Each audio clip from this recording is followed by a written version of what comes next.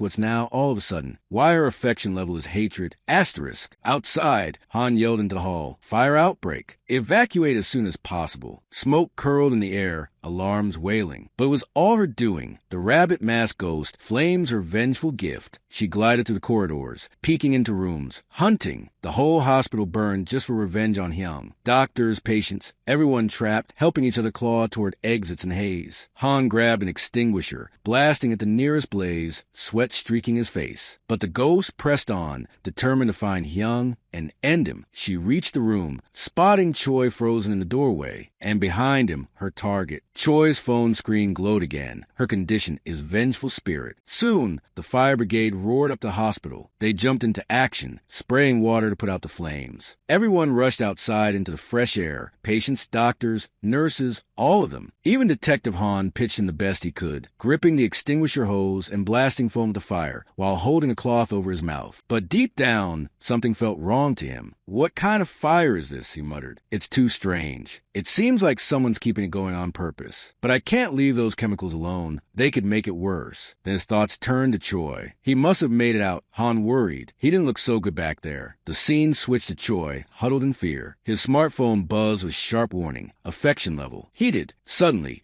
the masked ghost slipped into the room, riding on waves of smoke and fire. The phone flashed again. Asterisk her condition. Vengeful spirit. Very dangerous. Evacuate now. Choi's heart pounded. Am I hallucinating again? He wondered. Asterisk if not, why is that rabbit masked ghost here? It shouldn't be anywhere near this place. Asterisk, she drifted closer, her eyes glowing through the mask. Choi froze in total panic. The masked ghost spoke in a whisper that cut through the crackle of flames. This hide and seek has gone on too long, hasn't it? I hung on just by hearing your voice. I dropped all my pride for it. But then Choi saw the truth. She wasn't talking to him at all. She glided right past, her voice turning bitter. I held on for family, and this is what I get. She reached Hyung's limp body on the floor and wrapped her bare hands around his throat, squeezing tight. I fawned over it all, hoping you'd save our family. I got tangled in your shiny little tricks. Choi stood there, helpless as stone. He couldn't move, couldn't fight back. He just watched. Her words made no sense to him. But that wasn't even his biggest worry right now. The real terror was not knowing if this was all in his head, an illusion, a dream, or something worse. No time to figure out. He decided, run. As he bolted through the hallway,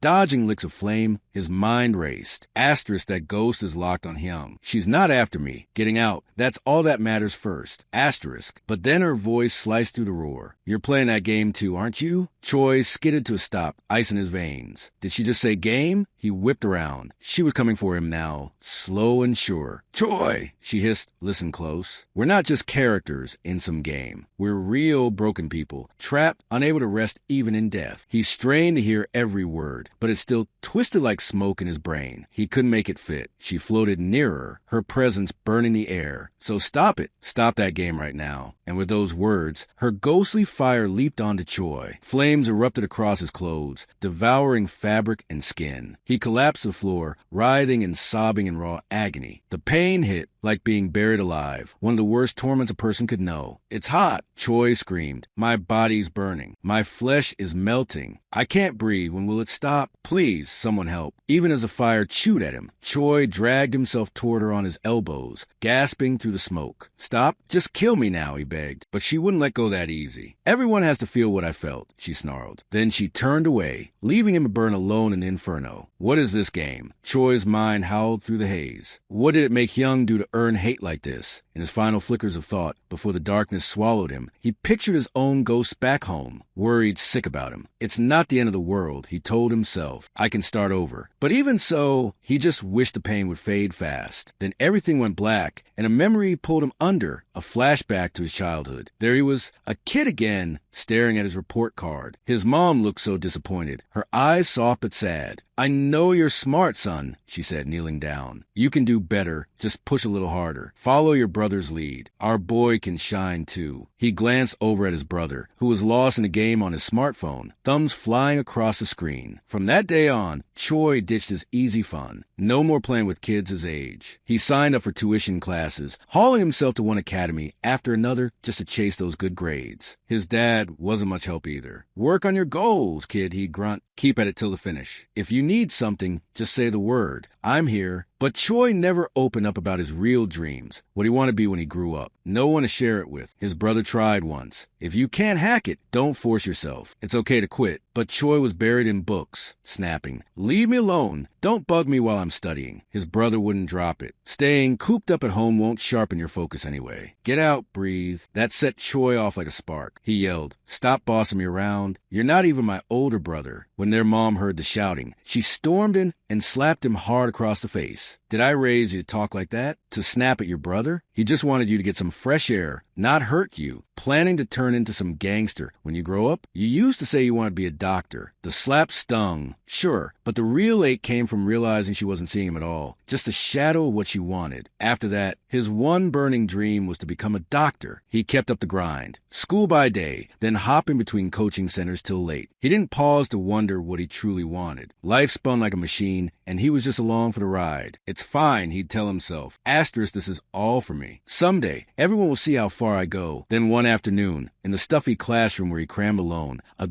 girl slid into the seat nearby. "Hi, I'm Kwon Hyo-jong," she said with a bright smile. Choi didn't answer, his head down in his notes. But it wasn't on purpose. He had his earbuds in, music drowning out the world. She reached over, gently tugged one out, and leaned in. "Excuse me?" When someone says hi, you say hi back. His days have been an endless loop, like a hamster on a wheel. But that day, a girl broke through the spin. Choi snapped back to the present with a jolt. He blinked at white walls and the beep of machines. He lay on a hospital bed, his whole body wrapped in thick bandages. A nurse spotted his eyes flutter open and hurried off. "I'll get the doctor," she called. Choi's head swam. Why was there a nurse? Why a hospital? Nothing felt right. He tried to sit up, but his limbs wouldn't obey. His vision blurred at the edges, fuzzy and wrong. He glanced down. His hand was charred and wrapped, raw from burns. The nurse rushed back. "Don't move," she warned, easing him down. The surgery went great, but too much motion could tear the tissues or start bleeding. The doctor's on his way. Just rest easy for now. Surgery? Choi's stomach dropped. He twisted toward a small mirror on the wall, and the truth crashed in. He hadn't died in that fire. He clawed his way through, scarred and broken, but alive, with wounds that would mark him for life. Choi stared at his reflection in the mirror, and terror gripped him like a cold hand. His face was a map of scars and bandages, twisted and raw. He tried to swing his legs off the bed, desperate to stand, but pain exploded through him, sharp as knives stabbing every inch. The nurse rushed over, her voice firm but kind. "No, please, don't try that yet." But it was too late. Choi's whole body screamed in protest, like it was being shredded from the inside. Then he coughed, hard and ragged, and blood speckled his palm. His chest heaved with the effort. Suddenly, the door flew open and his mom burst in. She froze for a split second, then ran to his side, her face crumpling at the sight of her boy so broken. "What happened? Why is he like this?" she demanded of the nurse, her voice cracking. The nurse explained quickly. He woke up and tried to walk on his own. It's too soon. Tears streamed down his mom's cheeks as she stroked his hair. "It's okay, my son," she whispered, her words thick with sorrow. "I'm so sorry." On the TV across the room, the news droned on, pulling Choi's foggy gaze. As the probe into the Donggu hospital fire drags on, grieving families lash out at the hospital staff. Victims have been rushed to University Hospital for care. Choi lay there, piecing it together. 3 days, he thought. That's how long I was out cold. He should have died in those flames. But here he was, breathing. Did the save point shift while I was down? Do I have to drag on in this wrecked body forever? A different nurse slipped in then, checking his chart with a gentle smile. "How are you feeling?" "It'll take time. But once the treatments wrap up, you'll get back to your normal routine. It's rough now, I know, but let's tackle it side by side, yeah?" She paused, her eyes soft. "Don't you want to stay tough for your dad's sake?" Choi's world tilted. "Dad? What do you mean?" he rasped. "My father?" She blinked, surprised. "You haven't heard? It's everywhere on the news." The TV anchor's voice cut in right on cue. In a heart-wrenching twist from the fire, a doctor dad plunged into blaze to rescue his son, melting hearts across the nation. He doused his clothes in water, bundled the boy tight, and carried him out through the inferno. Rage boiled up in Choi, hot, and blind. He ripped at his foreline and lurched from the bed, ignoring the agony ripping through his burns. "Stop him!" the nurses cried, grabbing at his arms, but he shoved past, tears blurring his path as he stumbled down the hall to his father's room. This can't be real, he thought, sobs choking him. Dad's never worked at a university hospital. He's a director of his own place, isn't he? There has to be a mix-up. A memory slammed into him, their last blowout. Dad's voice cold as steel. "How stupid of me to expect anything from a kid like you." Choi had fired back, venom in every word. "Stay away. I can't even look at you." Now, gasping in the present, he whispered to himself, "That man would never save me. Never." But when he shoved open the door, the truth hit like a punch. There lay his father, swathed in bandages head to toe, machines beeping a fragile rhythm. His skin was charred black in places, the cost of dragging Choi from the flames. Choi's legs buckled. He crashed to the floor, a broken heap, wailing into his scorched hands. "This is my fault," his mind howled. "I'm the one who put him here." Me. Sometime later, back in his own room, Choi stared at the ceiling, numb. His mom sat beside him, her hand light on his arm. "You all right? Word is you stirred up a storm out there. Said you should have died, even tried to climb out the window. Talk to me, son." "Why?" He swallowed hard. "Sorry, I just blacked out for a second." Then the questions tumbled out. Why was Dad even there? What about his hospital? She sighed, eyes distant. "Truth is, his clinic got hit with fraud. You remember his partner, the one who started it with him? That guy cooked up an insurance scam, fake prescriptions, shady drug deals, all behind Dad's back. By the time he caught on, cops were swarming the place. Dad got cleared, thank God, but the fallout? The hospital folded. Debts piled up sky high. He's still chipping away at them today." Choi's voice cracked. "Why hide it from me? Was I just a kid you toss aside till the end?" "No, honey," she said softly. "Your dad insisted. Didn't want it messing with your path. He said to leave you be." But the words ignited something wild in Choi. Restraints clicked around his wrists, pinning him to the bed. Hospital protocol after his outburst. He thrashed against them, yelling at her. "Dad never saw me as a son. You know it. Not one look, not one kind word. I craved it so bad. I busted my gut to chase even a sliver of what my brother had. But I fell short. I wasn't even backup for him. He called me worthless, a total failure, and booted me out like trash. And now you're saying that man saved me?" His mom leaned in, voice steady through her tears. "He called me the second he spotted you here. Asked if you were okay, if you were sick. He'd gone with a colleague to check on some YouTuber called Delete at the hospital. I don't have every detail, but Dad was on shift that day. When the alarms blared, he didn't hesitate. Bolted right in for you." Choi's fury cracked. If he cared that much, why not one call? One reach out? If he was done with me, fine, let me go. Let me burn. Why pull me back? She squeezed his hand. He fretted over you nonstop, clumsy as he is with feelings. He even slipped you support on the down low, steady as a heartbeat. Shock rippled through him. "Dad, watch my streams?" It clicked then. That donor, Yudi, who'd been there from day one. Small tips every stream, always probing for advice. Yudi had confessed once. Bad blood with his son for years. So deep, he didn't know if he had the right to bridge it anymore. Choi had shared his own mess back then, hating his dad with fire in his gut.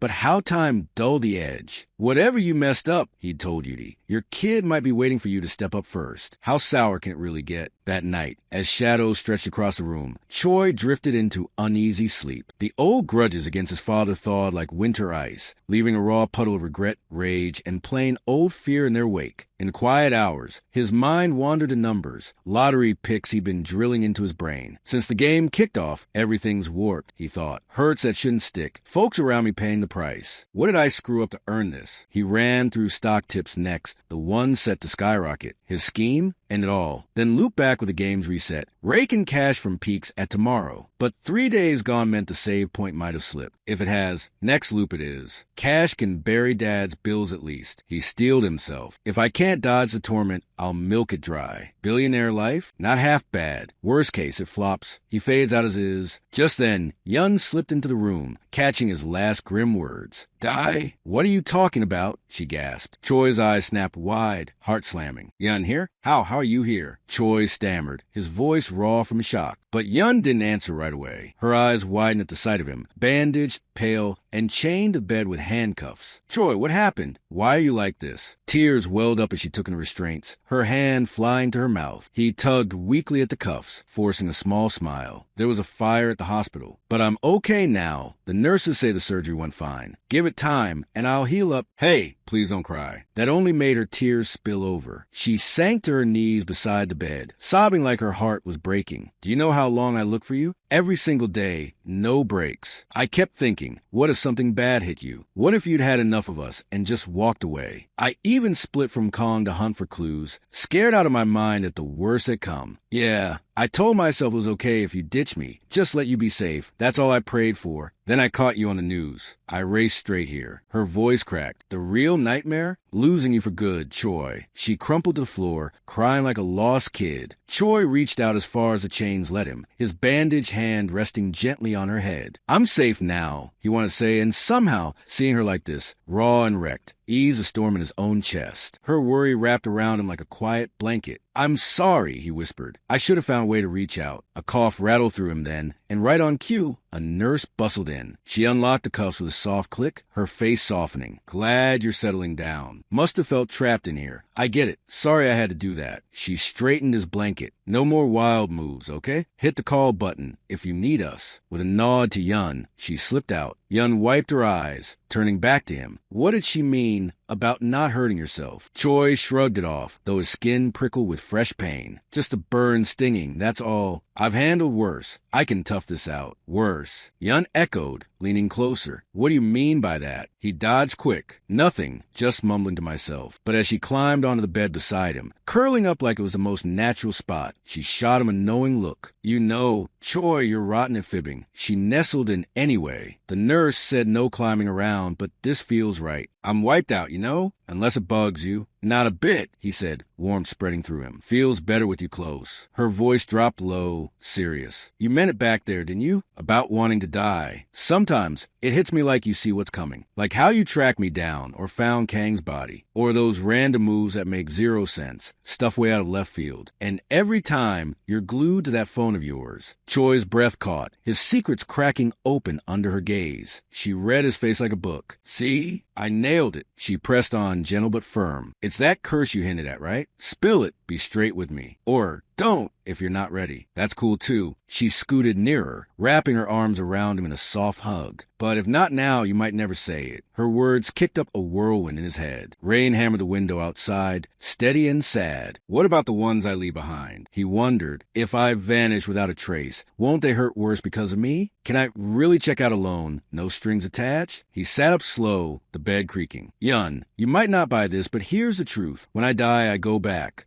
to the past, letting it out, even skipping the game details. Twisted his gut like a goodbye he wasn't ready for. But maybe honesty was a way. He pushed on. First time I met you, a truck plowed me right after. Killed me flat. He braced for the freak out, the doubt. But Yun just sat there, calm as a still pond, listening without a flinch. No wide eyes, no gas, just quiet trust. Why aren't you reacting? He asked, stunned. Too crazy to swallow. She shook her head, a small smile tugging her lips. Nah, I believe you. Of course I do. Just surprised you think I'd call a lie. I've stuck by you, haven't I? Seen you grind, fight for me every step. Curiosity sparked in her eyes. Now spill more, the stuff I don't know. All of it, I want to hear. He froze, caught off guard, but something in him gave way. I just need this. Someone to hold the weight. Okay, that first day with you, it kicked off the whole mess. He dove in, words tumbling out for the first time to anyone. Yun locked eyes with him, not interrupting, just soaking it in. After meeting you that once, I died. Second go, Hyung's place got me. Third, running from Kong, I drowned. Fourth, trying to stop his rampage. And last, that rabbit mask ghost in the fire. Even dragged my dad into it. Saying it aloud, the tales felt wild even to him, like fever dreams. But when he wrapped up, Yun pulled him into a hug, warm and steady. Tears soaked her cheeks as she whispered, I'm sorry. I just latched on, blind to it all. You've carried so much pain. She held him close, quiet and sure, like she could share the load. They lay there after, tangled in sheets, the rain a soft drum outside. Yun broke the hush. Hey, if it's real, shouldn't you rush back? Reset it all. Choi sighed. I don't know the rules exactly. No clear trigger. She tilted her head. So, die fast instead of rotting here? He chuckled, weak but real. Coming from you, that lands weird, then softer. You good with this? Me bailing. Her smile flickered bittersweet. Stings. Thinking of losing you, Choi. Can't lie, but what can you do? I won't trap you in misery for my sake. This body's a wreck for you now. And me, a ghost haunting the living? Not forever. She glanced at the window. 7th floor, private room. Big drop, clean view. Perfect for jumping. You've only looped on ghost kills so far, right? Let me help this time. Choi watched her, gut twisting at the fake brightness in her grin. Not her real one. All forced edges. You decided to restart, yeah? She pushed, smile straining. Once you lock and move, or you'll stall forever. Her voice stayed even, but her eyes begged him to go. She helped him up, his hands shaking under the bandages. Rain lashed the glass harder. After you're gone, I'll track down Kong. If I drop with you, think that'll free me too? I saw Dad again, but my little brother missed that chance. Moving on, would that mess Kong up more? Hey, one asked before. Anything, Choi said. She crashed into him, hugging fierce, then pulled back and kissed him quick, soft. Next time we meet, open up sooner. Let me in. His phone buzzed silent in his pocket. Yun's ending unlocked. They edged to the window, the city lights blurring through downpour. What? Chickening out now. Yun teased, climbing the sill. We count to 3, jump as 1. Easy. I'll go solo, he said, throat tight. Nope, together's less scary. She grabbed his arm, linking tight. 1, 2, 3. They leaped, wind whipping as they fell. Mid-drop, Yun yelled over the roar, I love you too, Choi. Frustration clawed at him. I could loop back, sure, but the ones left, they don't get a redo. Stuck here, picking up my pieces. All those big promises, and I fixed Zip. He yanked her close in the rush, arms locked. I'll save you, for real. No more turning away. No more tears. You're not game pieces, are you? A thunderous crash, and they hit the ground. The world going dark in a shatter of rain and regret. As soon as Choi's body hit the pavement,